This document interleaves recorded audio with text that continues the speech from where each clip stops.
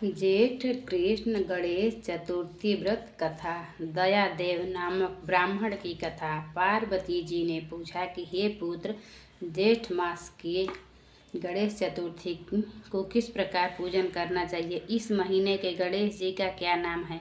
भोजन के रूप में कौन सा पदार्थ ग्रहण करना चाहिए, इसकी विधि का आप संक्षेप में वर्णन कीजिए। गणेश जी ने कहा कि हे माता, ज्येष्ठ कृष्ण चतुर्थी सौभाग्य एवं पति प्रदायिनी है।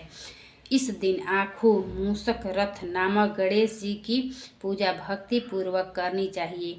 इस दिन घी निर्मित भोज्य पदार्थ अर्थात हलवा, लड्डू, पूड़ी आदि बनाकर गणेश जी को अर्पित करें। ब्राह्मण भोजन के पश्चात स्वयं भोजन करें। हे पार्वती माता, इससे संबंधित मैं पूर्वकालीन इतिहास का वर्णन कर रहा हूँ। गणेश पूजन और व्रत की विधि जो पुराणों में वर्णित है उसे सुनिए। सतयुग में 100 यज्ञ करने वाले एक पृथु नामक राजा हुए। उनके राजा अंतर्गत दयादेव नामक एक ब्राह्मण रहते थे। वेदों में निष्णात उनके 4 पुत्र थे। पिता ने अपने पुत्रों का विवाह पारस्कर गृहसूत्र के वैदिक विधान से कर दिया। उन 4 बहुओं में बड़ी बहू अपनी सास से कहने लगी कि हे सास जी, मैं बचपन से ही संकटनाशक गणेश चतुर्थी का व्रत करती आई हूँ। मैंने पितृगृह में भी इस शुभदायक व्रत को किया है। अतः हे कल्याणी, आप मुझे यहाँ व्रतानुष्ठान करने की अनुमति प्रदान करें। पुत्र वधू की बात सुनकर उसके ससुर ने कहा, हे बहू, तुम सभी बहुओं में श्रेष्ठ और बड़ी हो। तुम्हें किसी प्रकार का कष्ट नहीं है और न तो तुम भिक्षुड़ी ही हो। ऐसी स्थिति में तुम किस लिए व्रत करना चाहती हो। हे सौभाग्यवती, अभी तुम्हारा समय उपयोग करने का है। ये गणेश जी कौन है, फिर तुम्हें करना ही क्या है। कुछ समय के पश्चात बड़ी बहू गर्भिणी हो गई। 10 महीने के बाद उसने सुंदर बालक को जन्म दिया। उसकी सास बराबर बहू को व्रत करने का निषेध करने लगी और व्रत छोड़ने के लिए बहू को बाध्य करने लगी।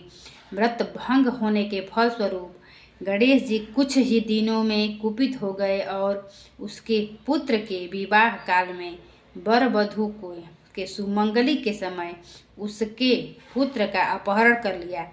इस अनहोनी घटना से मंडप में खलबली मच गई। सब लोग व्याकुल होकर कहने लगे, लड़का कहाँ गया, किसने अपहरण कर लिया। बारातियों द्वारा ऐसा समाचार पाकर माता अपने ससुर दयादेव से रो रो कर कहने लगी, हे ससुर जी, आपने मेरे गणेश चतुर्थी के व्रत को छुड़वा दिया है, जिसके परिणाम स्वरूप ही मेरा पुत्र विलुप्त गायब हो गया है। अपनी पुत्र वधू के मुख से ऐसी बात सुनकर ब्राह्मण दयादेव बहुत दुखी हुए।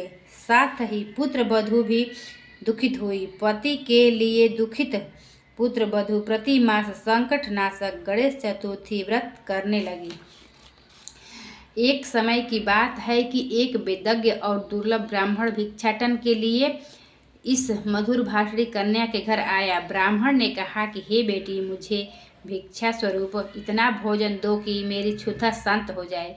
उस ब्राह्मण की बात सुनकर उस धर्मपरायणा कन्या ने उस ब्राह्मण का विधिवत पूजन किया। भक्ति पूर्वक भोजन करने के बाद उसने ब्राह्मण को वस्त्रादि दिए। कन्या की सेवा से संतुष्ट होकर ब्राह्मण कहने लगा कि हे कल्याणी, हम तुम पर प्रसन्न हुए।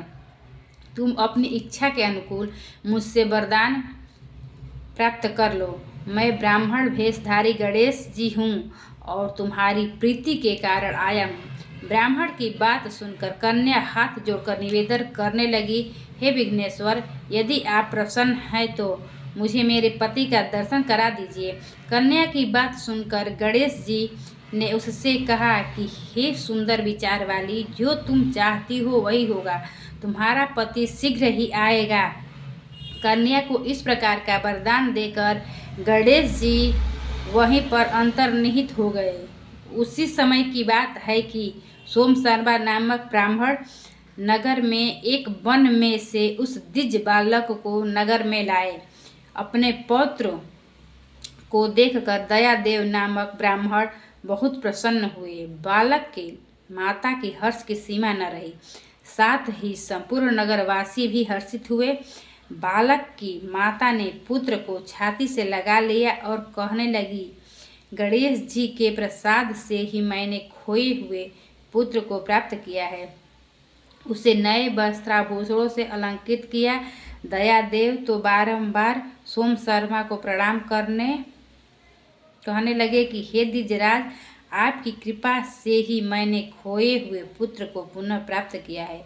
खोया हुआ बालक घर में आ गया। सोम शर्मा को सुस्वादु भोजन कराकर धोती दुपट्टा से विभूषित करके गोदान दिया। फिर से मंडप का निर्माण करके विधि पूर्वक वैवाहिक कार्य संपन्न किया। इससे सभी पुरवासी प्रसन्न हुए। वह भाग्यशालिनी कन्या अपने पति को पाकर धन्य हो उठी। ज्येष्ठ मास के कृष्ण पक्ष की चतुर्थी मनुष्यों के मनोरथ को पूर्ण करती है। इस दिन नर नारियों को एक दंत गणेश की पूजा करनी चाहिए। हे देवी, पूर्व कथित रीति से भक्ति पूर्वक जो व्यक्ति इस व्रत एवं पूजन को करेंगे उनकी संपूर्ण इच्छाएं पूरी होगी। श्री कृष्ण जी कहते हैं कि हे राजन युधिष्ठिर, भगवान गणेश जी के व्रत का ऐसा ही महात्मा है। हे महाराज, अपने शत्रुओं के बिना स्वार्थ आप भी इस व्रत को अवश्य कीजिए। इस प्रकार ज्येष्ठ कृष्ण गणेश चतुर्थी व्रत कथा समाप्त।